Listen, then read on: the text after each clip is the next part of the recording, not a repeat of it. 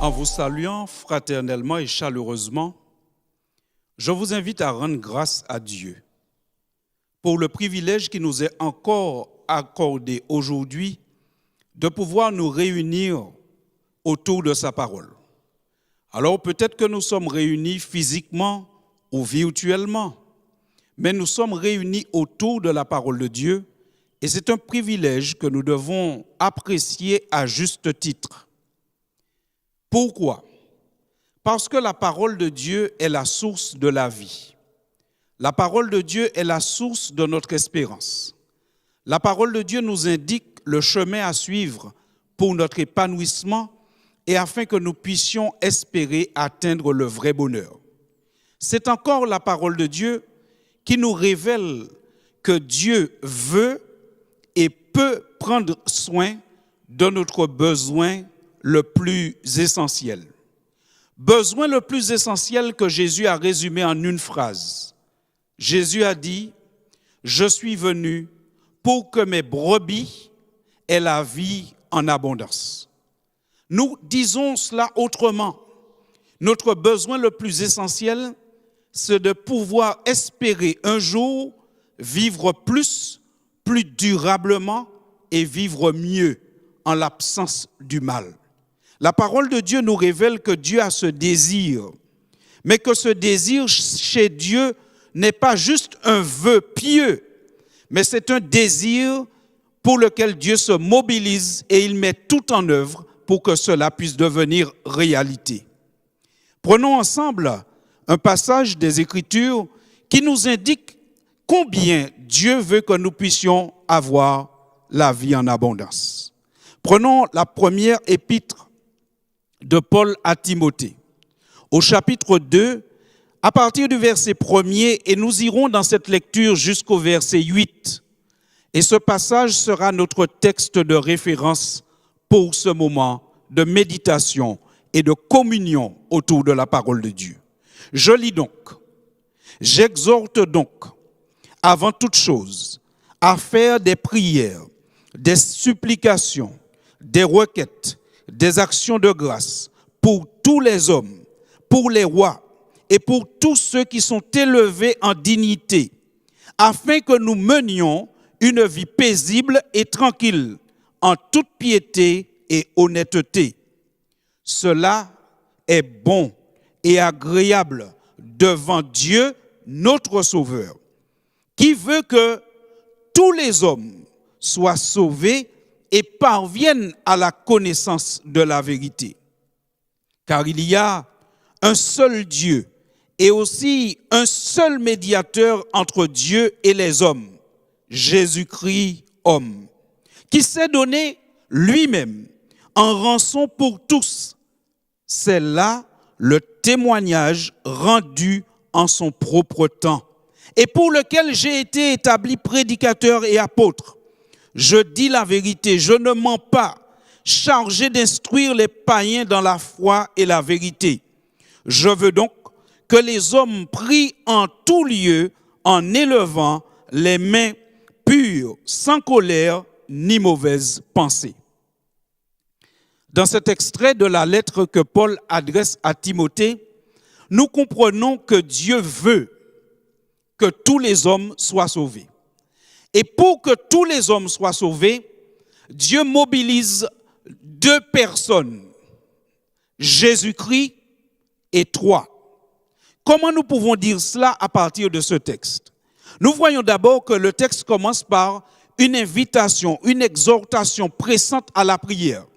L'apôtre Paul s'adresse à Timothée, mais par extension à l'Église.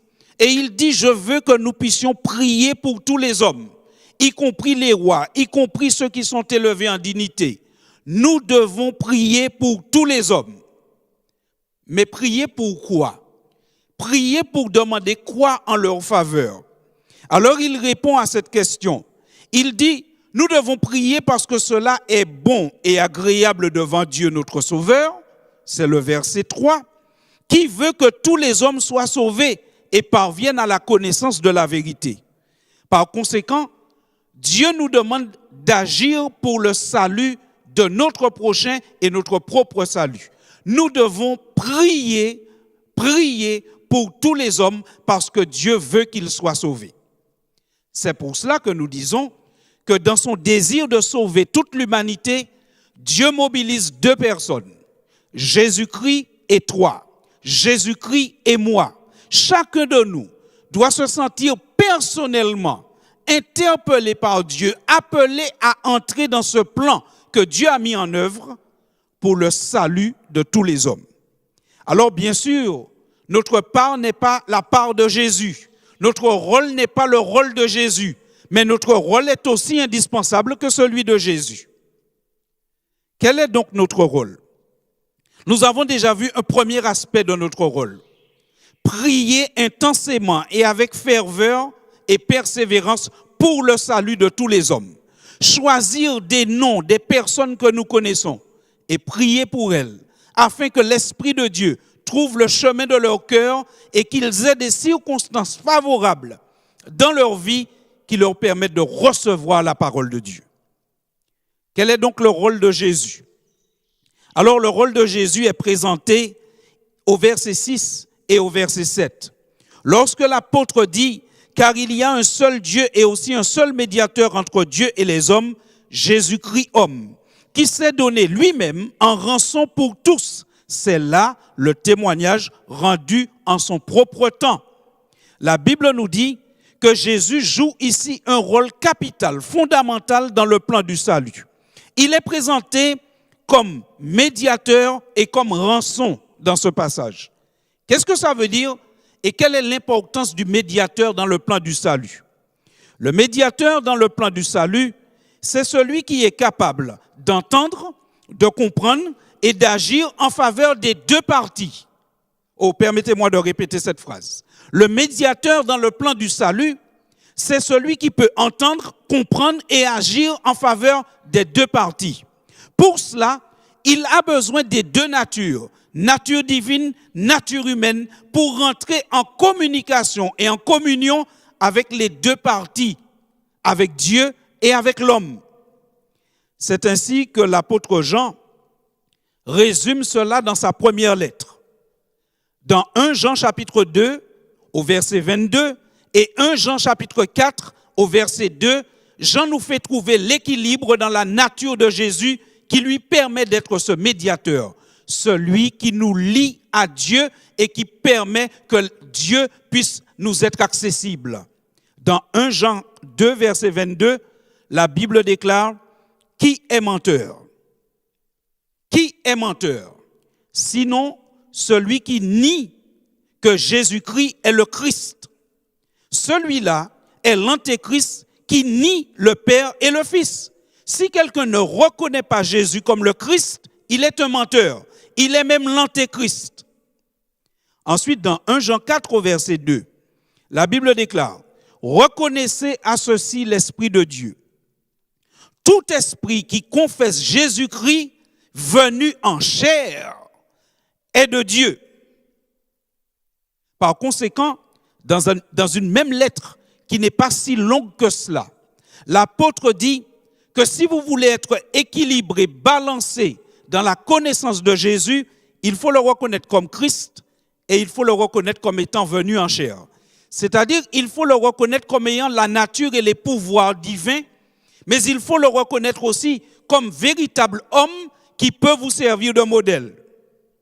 Nous trouvons cela étayé dans l'évangile de Jean au chapitre 11.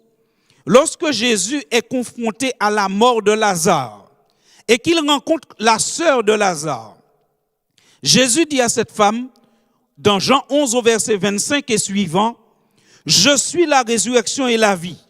Celui qui croit en moi vivra quand même il serait mort.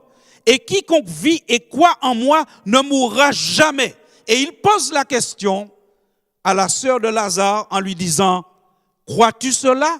au verset 26.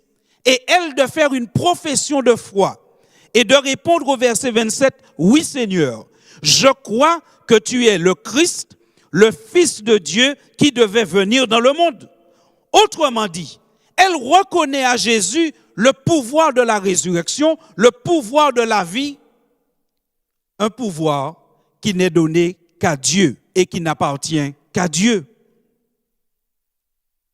Nous avons ici besoin de comprendre que Jésus-Christ joue un rôle capital parce que c'est le Fils de Dieu qui se fait homme et qui vient parmi nous. Il est Christ aussi manifesté en chair. Et cela a une importance capitale. Parce que le fait de reconnaître Christ comme manifesté en chair, c'est de reconnaître que l'humanité peut vaincre le péché. C'est ce que l'apôtre Paul affirme dans Romains 8 au verset 3, quand il dit « Car chose impossible à la loi, parce que la chair la rendait sans force, Dieu a condamné le péché dans la chair en envoyant à cause du péché son propre Fils dans une chair semblable à celle du péché. » Oh, vous avez bien entendu. Jésus est venu dans une chair semblable à celle du péché, et dans cette chair, c'est-à-dire la chair que vous et moi nous possédons, il a remporté la victoire. Il a résisté à toute forme de tentation. Il a condamné le péché en montrant qu'il est possible, par une communion avec Dieu, de rester fidèle à la parole de Dieu. Jésus est aussi présenté dans le passage de 1 Timothée 2 comme une rançon. Une rançon pour racheter les hommes. Jésus est celui qui nous rachète. Dans Matthieu 20 au verset 28, Jésus lui-même dit « C'est ainsi que le Fils de l'homme est venu, non pour être servi, mais pour servir et donner sa vie comme la rançon de plusieurs. » Jésus est la rançon. Il est celui qui paye pour chacun de nous. Il paye de son propre corps, de sa propre vie. C'est pour cela que l'apôtre Pierre dit que nous n'avons pas été rachetés avec de l'or ou de l'argent, mais nous avons été rachetés par le sang précieux de Jésus. 1 Pierre 1, verset 18 et suivant. Lorsque la Bible nous donne ces éléments, c'est pour nous dire que Dieu veut que nous soyons sauvés. Mais pour que nous soyons sauvés, Dieu ne s'épargne aucune peine. Dieu ne s'épargne aucune tristesse. Il va jusqu'à demander à son Fils qui est pleinement volontaire de laisser la gloire céleste, de s'incarner, de devenir un homme, d'aller jusqu'à la mort sur la croix pour être une rançon, pour que tous ceux qui le veulent soient sauvés. Dieu veut que nous soyons sauvés. Et heureusement que nous avons sa parole et que nous pouvons aller dans sa parole parce que c'est sa parole qui nous révèle cette précieuse vérité. Christ joue son rôle pleinement dans le plan du salut. Mais nous aussi, nous avons un rôle à jouer. Vous vous rappelez, pour notre salut, Dieu mobilise deux personnes, Christ et toi, Christ et moi. Notre rôle, c'est de prier, mais pas seulement. Parce que l'apôtre qui présente ces éléments, il dit au verset 7, là je reviens dans 1 Timothée 2 au verset 7. Il dit au verset 7, cette bonne nouvelle, j'ai été établi prédicateur de cette bonne nouvelle et apôtre. Je dis la vérité, je ne mens pas, chargé d'instruire les païens dans la foi et la vérité. Au verset 8, il conclut en disant, je veux donc que les hommes prient en tout lieu en élevant des mains pures, sans colère ni mauvaise pensée. Oh mes chers amis, aujourd'hui, on ne peut plus se poser la question, est-ce que Jésus a fait sa part dans le plan du salut? Il est manifeste que Christ a fait sa part. Car quand nous regardons des hommes et des femmes dans l'histoire de l'humanité dont la vie a été transformée, qui ont été rachetés, délivrés, nous pouvons croire que Christ a fait sa part. Mais nous devons annoncer cette bonne nouvelle et l'accompagner de prières. C'est pourquoi l'apôtre dit, j'ai été établi apôtre et prédicateur. Dieu a besoin de nombreux prédicateurs. Il a besoin de nous tous en tant que prédicateurs. Il a besoin de nous tous en tant qu'intercesseurs pour prier pour tous les hommes. Mais notez bien, il dit pour prier en élevant des mains pures, sans colère ni mauvaise pensée. Là, la Bible appelle l'Église de Dieu à la repentance. La Bible appelle l'Église de Dieu à la sanctification, à la consécration. et une église, une famille, une personne consacrée qui intercède pour le salut d'une autre personne et qui lui permet d'entendre la bonne nouvelle, cette action ne reste jamais sans effet. C'est pourquoi nous devons bénir le Seigneur, parce que nous avons une opportunité du 13 au 27 décembre 2020 de jouer pleinement chacun notre rôle dans le plan du salut. Nous avons l'occasion dans cette période, du 13 au 27, d'accompagner une initiative de l'Union des Adventistes des Antilles et de la Guyane française. Une initiative qui consiste à révéler au monde tout entier le pouvoir de l'espérance, le pouvoir de Jésus-Christ. La Bible nous fait savoir que nous avons besoin de partager cette bonne nouvelle. Et c'est pourquoi cette initiative sera relayée sur YouTube, sur 3 chaînes de télévision, sur différentes radios. Vous verrez apparaître sur votre écran un tableau vous indiquant les chaînes YouTube et télé et radio sur lesquelles vous pourrez suivre ce programme et les horaires. Mais il appartient à chacun de nous de transmettre cette bonne nouvelle. Il appartient à chacun de nous de se consacrer, d'abandonner tout ce qui n'est pas de Dieu, afin d'intercéder efficacement pour que ce programme touche de nombreux cœurs et que de nombreuses personnes se donnent à Jésus. Dieu veut que tous les hommes soient sauvés. Dieu a mobilisé Christ et Christ s'est mobilisé pour que nous soyons sauvés. Il est notre rançon. Il est notre médiateur. Il nous entend. Il nous comprend. Il agit en notre faveur. Il entend le Père. Il comprend le Père. Et il agit en faveur du Père. Christ nous unit au Père et nous permet aujourd'hui de dire en Christ, j'ai la vie éternelle. Christ nous permet de dire aujourd'hui, j'ai envie que d'autres puissent dire en Christ, j'ai la vie éternelle. C'est pourquoi chacun de nous est invité à s'engager pleinement à devenir un intercesseur et un prédicateur de la parole de Dieu. Il suffit pour cela de relayer l'information. Il suffit pour cela d'inviter vos amis, parents, connaissances, collègues à participer pleinement à cette célébration de la parole de Dieu du 13 au 27 décembre. Oh mes chers amis, Christ dit dans la parole, « Je suis venu pour que mes brebis aient la vie en abondance. » Acceptons de vivre plus et de vivre mieux avec Christ, mais surtout, partageons cette bonne nouvelle. Prions dans ce sens. Seigneur, merci de nous donner encore la liberté de vivre, de débattre et de prêcher ta parole. C'est un don magnifique, Seigneur. Mais nous sommes conscients et nous voyons chaque jour s'amenuiser les libertés dans le monde qui deviennent toujours de plus en plus étroites.